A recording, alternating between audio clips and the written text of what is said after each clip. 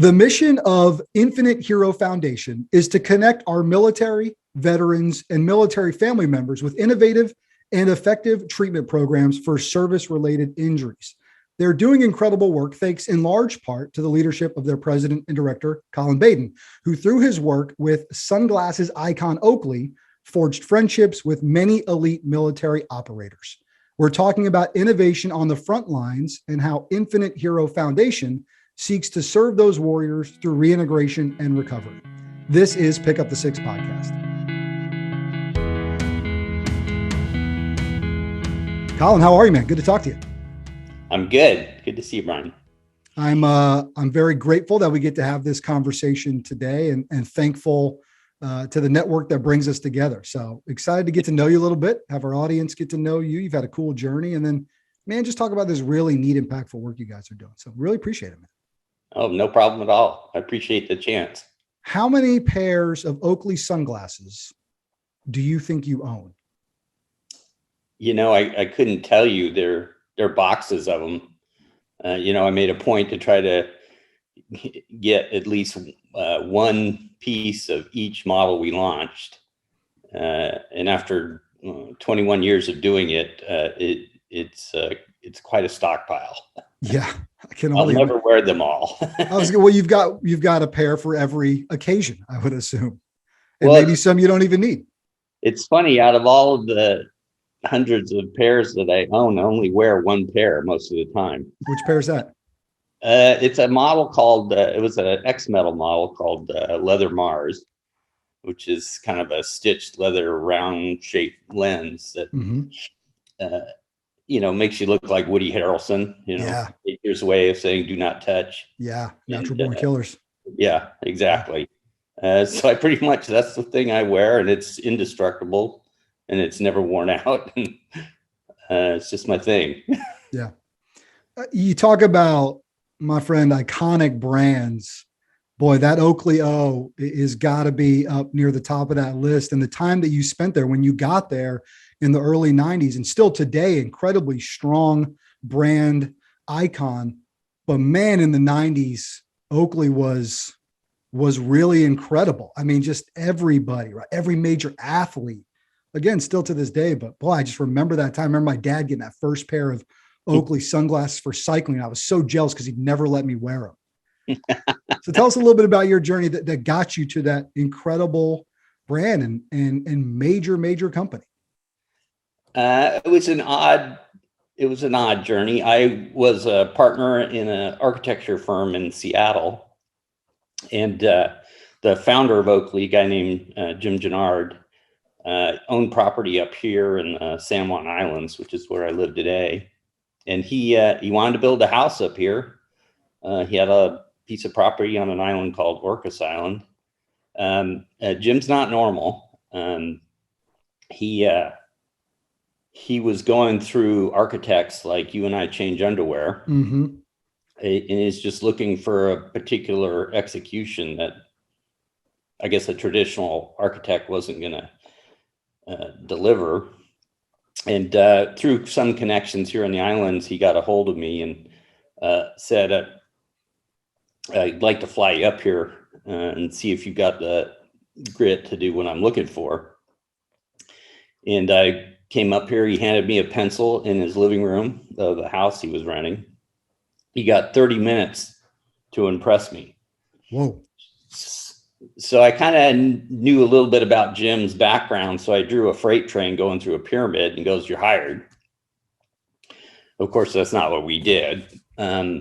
And we started designing houses together. And by I mean together, like I would come live in his house for a week and just draw. And he would come into the room every so often and say, "No, that's not it." And then we would occasionally come across something we really liked, and we'd start to put together all the documents and drawings to make it happen. We'd start building it. And then, like Mercurial Jim, he would find a better piece of property. And so what we had started would all get thrown out the window, and we would start all over again. And this process repeated itself 15, 20 times. And so we're talking about lots and lots of things getting built and torn down and moved. And it went on and on and on. And while this was going on, I mean, I was having a lot of fun. So was Jim. That's probably why it was more like a drug than anything else, just looking for this design high. Oakley had gone public and needed to build a corporate headquarters in Irvine, California. And he started working with a firm in Los Angeles. And it was not going well. And just on a whim, he asked me to draw what I thought could be a corporate headquarters. And he handed me I think it's like a 1925 Indian nickel, which had a Native American on one side with a certain headdress. And when I go, that's enough. And I think 24 hours, I drew the building, and the next morning I walked in and handed it to him. He goes, that's it, let's build it. So he fired the current architecture firm, and we brought in another firm that just built what we had drawn together. And while that was happening, he said, I need a design department, but I needed to be built quickly because of how fast Oakley was growing. Yeah, sure. They were blowing up, right? Would you come down and run it? And I said, sure, but you got to promise me we're going to build this house one day, because we put so much into doing it. You still haven't done that yet. Still haven't done it. Yeah. And I said, we got to finish it. So if I come down there and do this, I'll just do it for a little while, but we'll go back to the house, right? He goes, yeah, we'll do that. So I went down there and was director of design for a number of years. Oakley went through a lot of extreme permutations in how it went about its business. Jim used to have make wicked cool shit, have a ton of fun doing it, and make enough money to pay for the first two. And, in the public market really doesn't like that kind of attitude. So the sophistication of the company evolved over time. Enough so that it became incredibly profitable, incredibly a great growth engine, and it attracted the attention of an Italian company in Milan called Luxottica. And they came to terms, and Oakley was sold to this company. I can't remember. It might have been maybe early 2000s. And so Jim exited the company. The CEO at the time was a guy named Scott Olivet, and he stepped down, and the corporate offices in Milan decided to make me CEO, which I was for about 7 years. And at the end of my term, Milan had graciously allowed Oakley to exist as an autonomous organization. And they recognized, the brand is the culture and the culture is the brand. As ambiguous as that sounds, it was incredibly meaningful in our success. Yeah. And the CEO of Luxottica and the founder, a guy named Leonardo Del Vecchio, got in a fight. That CEO ejected, and Leonardo didn't like the idea of this very successful thing outside of his control doing whatever it wanted off in the hinterland. So they decided to go through a reorganization and let go of most of the staff in Southern California, and moved the predominance of the brand to Milan, which I wholeheartedly disagreed with. And we parted ways. Just one of those progression of time, right? Just the way things kind of develop. Hey, so in the early days, you literally pivot from drawings of homes to now designing athletic, cutting edge, innovative eyewear, right? I mean, you physically change. What was that transition like? What was that process? Was it hard to go from massive structures to literally something that fits on your face? Well, architects, they wear a lot of hats, and they're really conductors of a whole lot of disparate trades and capabilities. They kind of, the business of architecture has a small, 10% is design. The rest of it is juggling cats. Mm-hmm. And so the idea of managing the creative side of the brand is really the same thing. It's just a different skill set. Yeah. And you'd be surprised how much energy and effort goes into just making a great design in eyewear. Jim and I always said that it's the last 10% of the effort that goes into the project that makes the difference between selling 5 or 5 million. Mm. And really understanding the nuances of that, and how the process you develop to do that are intertwined in a way that I think is inseparable. And that without that process, you're never going to have enough critical insight to really make magic. What happens in the last 10%? Oh man, it's just a pair of glasses it goes on the most important piece of real estate on the human body. It's your face. So it's an extension of who you are as a person. If you put on a pair of eyewear and you just don't feel good about it, there's a reason for that. And remember the Seinfeld bit where George is trying all the glasses on? He's like, this is my face now. This is going to be my face now. It's true. Yeah. And it's like the technology companies out there trying to figure out heads up, enabled eyewear, in which they continually repeat this execution of failure. They don't understand this concept of it's your face. And then that subtle nuance they haven't learned yet. Mm-hmm. And they need to hire that intelligence, otherwise I just don't see it being developed internally in a technology company that somehow wants to become a personification of a person's identity. You've got sort of the pair that you wear, right? The leather ones. Is there a project? Is there something you designed that you just really were proud of? Is it that one? Is there something else that you've created in your years that you're like, that's sort of my legacy there? Well, I could never take the claim of designing something personally. We had a great group of designers and engineers and modelers that made that happen. It was simply a participant in it. But I always like to think that the projects we worked on, which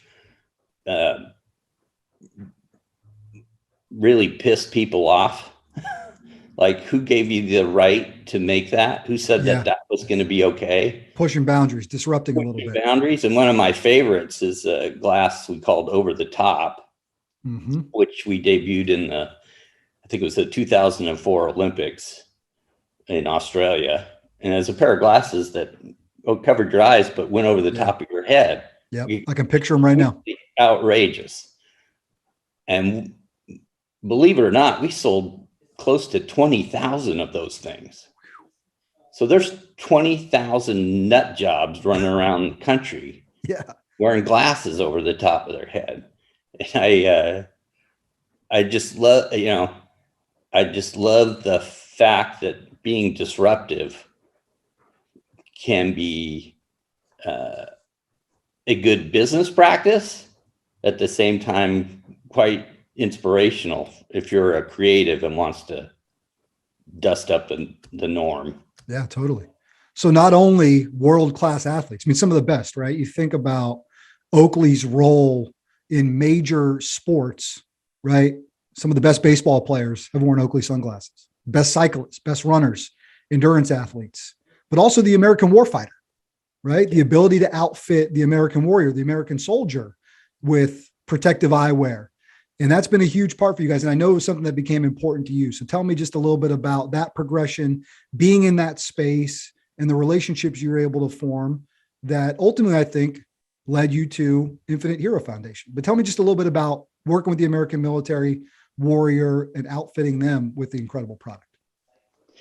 So in our military, there's different segments, and there are a couple of groups of people, Delta Force and Navy SEALs, that have the ability to operate outside of the normal government procurement channels. Mm-hmm. And in the early days of conflict in the Middle East, leading up to our protracted war, these guys began wearing stuff that the military wouldn't necessarily purchase for troops. If you went to Afghanistan in the early days, you'd find these guys running around on mini bikes, wearing Patagonia jackets and Oakley eyewear. Yeah, they were able to be a lot more functional for the job that they had to do, and they had to adapt their gear. Yeah. And just like in professional sports, all the other armed services watch what these guys are doing and what equipment they're using, and they want to adopt it because it works. And what started out as fairly organic and informal became a real part of our business, where we actually worked with elite special forces to develop protective eyewear, gloves, and tactical boots. And this is the kind of work where you really get to push the limits of what's possible in a product category, because you're testing it in a way that maybe a track athlete or a cyclist will never need it to perform. So, for example, to make a class ballistic eyewear, it has to go through some pretty astonishing impact tests, and to pass them consistently and deliver great optics is a threading the needle kind of act. Those two things work against each other. And it's through this experience in the tenure of my time that I got to know some really, really great people in armed services, and something I'll always cherish, because we get to know these individuals that are, making a major sacrifice for their country. There's something admirable about their ability to do their job, but with great humility. So I see a lot of stuff about Zelensky in the Ukrainian battle. Mm-hmm. I see how successful that individual is, exercising his thoughts around a construct of humility. Mm. And why is that? Is because ego doesn't enter into the conversation ever, because ego gets people killed. And so this special group that does such amazing things have this trait that is and has always been part of my experience at Oakley, that humility was something important, and that if you had an ego, that's okay. You keep it in a bucket under your desk. Yeah. Yeah. And ever so often you might have hit something over the fence. We'll take the bucket out, have a drink. But when you're done having that drink, you put the bucket back under the desk. Yeah. And so the Oakley culture really grooved with these guys. It's a great thing. But when you're at war, as long as we have, these guys would come home injured or not at all. And so it was a great thing to do, but at the same time, it came with an emotional cost, and that you had to rationalize every day you went to work. At what point do you think, I want to go beyond providing product and service to go down this road with Infinite Hero Foundation? At what point does that, for you, become something that you want to pursue and put a little purpose behind? It's like anybody during that time, I'd hear about somebody I knew in not a good place, or we had lost them, begin to build up on me.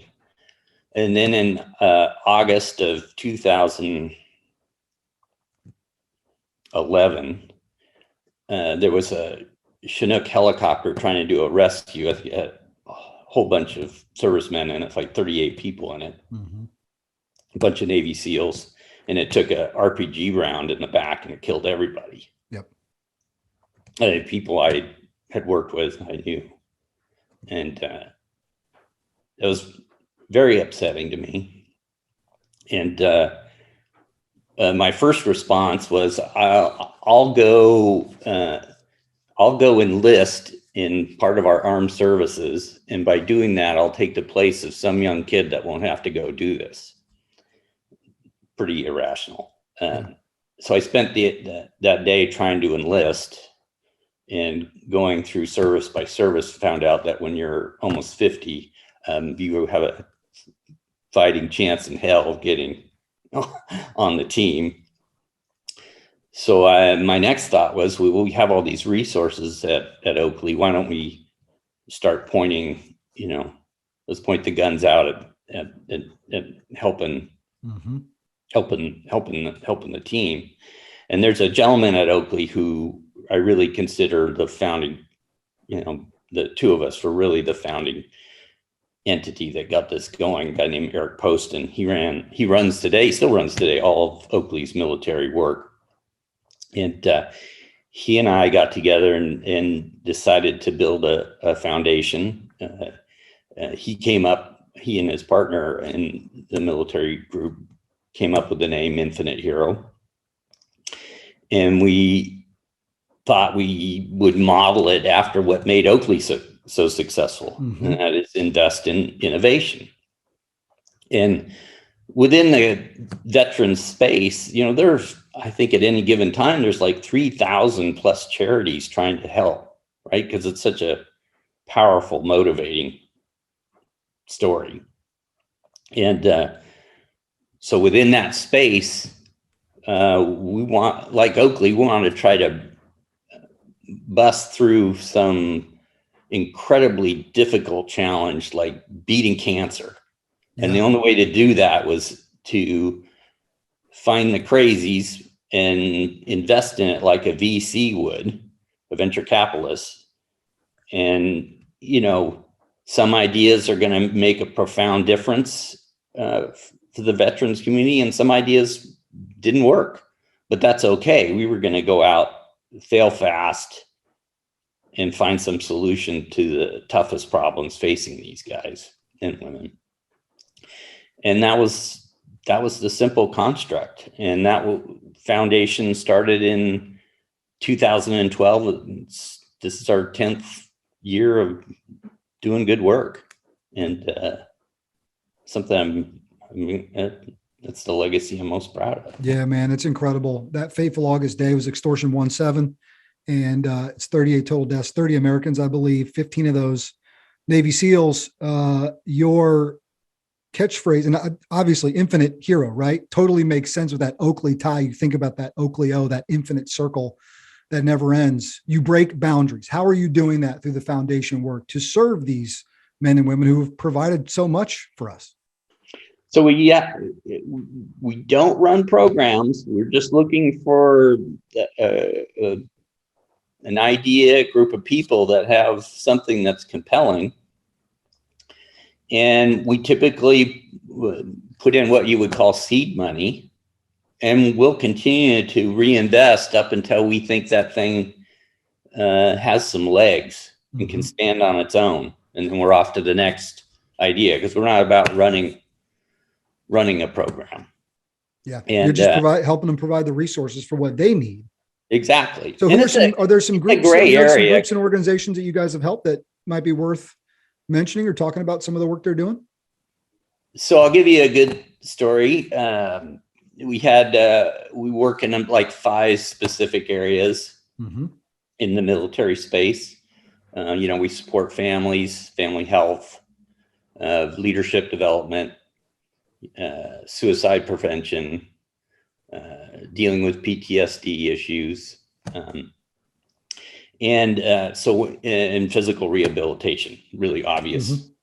Physical rehabilitation is an easy thing for our community to understand.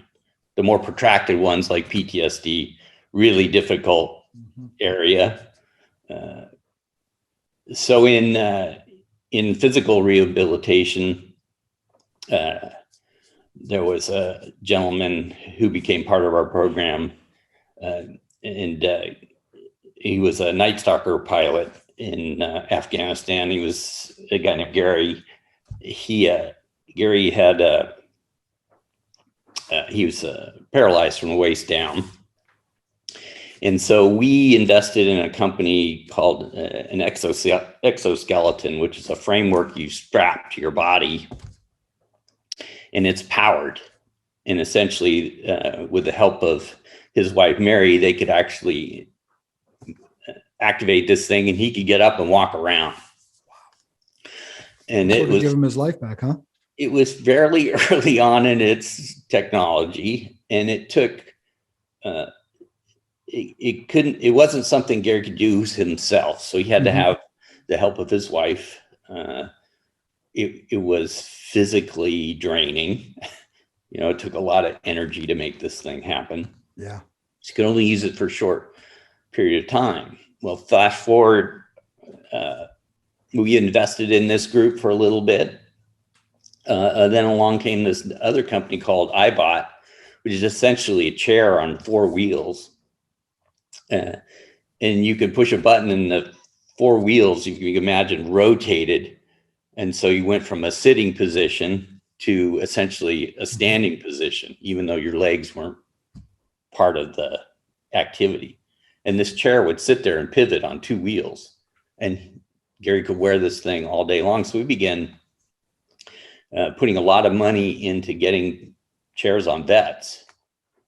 And through that process, I think iBot got quite a bit of recognition, and all of a sudden, they're off and running as a real thing, and something that's quite desired in that space. It reminds me of my friend Christy Lucas runs an organization called Roots for Boots. She's an awesome person. They're out of Pennsylvania, small organization, quite frankly, and she's just a superstar. I don't know that she ever sleeps. She's constantly working to help veterans in her local area. One of the big things they provide are these track chairs, right? So a lot of these guys, they're big outdoorsmen, right? They love to hunt, fish, be in the backyard, but if physically that's been taken away because of their injuries, it's hard to do that. And they basically build these chairs that have these almost like tank tracks on them for these guys to be able to get around. Gives them their life back. It's incredible. It's huge. It's a profound effect. And, the VA is a great institution. Really, think what they try to cover for service personnel, but they don't have the reach to go into a community like where I live. If you're a veteran and you need services and you live on Orcas, well, you got to go a while to find support, find doctors. And that's a story that could be repeated, 1,000 times across our country. And I think the VA is recognizing that and starting to diversify how it does its work and actually start putting dollars into these, things that are similar to the way Infinite Hero thinks. We're going to find these little niche businesses that could really have a profound effect in the veteran space, but not really be the managing author of it. And to recognize that, when they adopt a platform, it takes, sometimes it takes, it's the way government works. It takes years to become an official accepted treatment. A great example is brain health in the PTSD space. We found a brain treatment center in Newport, where it was a process that we discovered. My son went through it. He was having some challenges, and they used this technology. Really had an incredible effect on his life. And I thought to myself, why are we not trying this in dealing with suicide and PTSD? And we started putting, it wasn't cheap. We started putting service personnel through it, and you've got to find a place for them to live, and how they're going to go through this treatment over time. How do they come back to it if they need to revisit it? And, it doesn't work for everybody, but man, for the people it did work for, it was profound. And now it's a standard thing. And actually more and more service personnel are going through that treatment, which I think, could be significant if it becomes an adopted platform. Colin, I got to tell you, man, I'm so grateful to be able to continue to meet people like you and learn more about organizations like these that are jumping in the space to be proactive, right? Our warriors, and you've seen it up close and personal, right? You got to spend a lot of quality time with them and built real relationships. And like you, anytime I'm around that community, right? Specifically special operators, you're right about that ego check. And they're such a welcoming group to bring you in. It's incredible. It's not what you would think. I know. Right. But they are, everyone I've ever dealt with, right? Yeah. Bring your arm around. Like, I'm like, I've done nothing. They're like, no, man, thank you for all you do. I'm like, I'm doing nothing. Yeah. Right. Exactly. It's incredible, man. So that's why I know I could just feel, right. You're like, I got to do something. First of all, you watch this thing happen, 38 go down on the Chinook, and you're like, I'm going to sign up. Right. Like, good on you. And they're like, well, no, I mean, I love your heart, right? We're not going to let you do that. Like, okay, fine. Let me come up with another way to give back and to do something. Very commendable, man. Tell us the website where folks go learn more about it. And if our friends are listening and they're like, well, I've got something that could use some resources, or we're trying to push on what we're doing for mental health for our veterans, how can they potentially get some help from you? So if you go to our website, infinitehero.org, there are a lot of different ways you can participate in this space. Doesn't necessarily have to be through Infinite Hero, because you'll find a lot of, we've invested in over 38 different opportunities. So there's a ton of ways to get involved, not just giving money. You can actually put your feet on the ground and do something. Yeah, I love it. We just had a guy, Kyle Butters, run 44 miles on the East Coast. He raised, just on a weekend, I think close to $13,000. Just putting the work in. Just putting the work in. So if you got a passion in this space, we can get you going easily, and it's something you won't regret. Yeah, I promise. Incredible, man. It's been just so great to get to talk to you, hear your story a little bit, hear about those journeys, hear about that incredible brand, and then how it's become much more of a strength of purpose here in what you're doing with this amazing organization. Man, thanks for sharing it with us. Thank you, Brian. It's Colin Baden. It's called the Infinite Hero Foundation. Incredible organization. Go check them out. And we've just been grateful for the chance to chat. We'll talk to you next time. All right. He's Colin Baden. I'm Brian Jodis. That's been this episode of Pick Up the Six Podcast.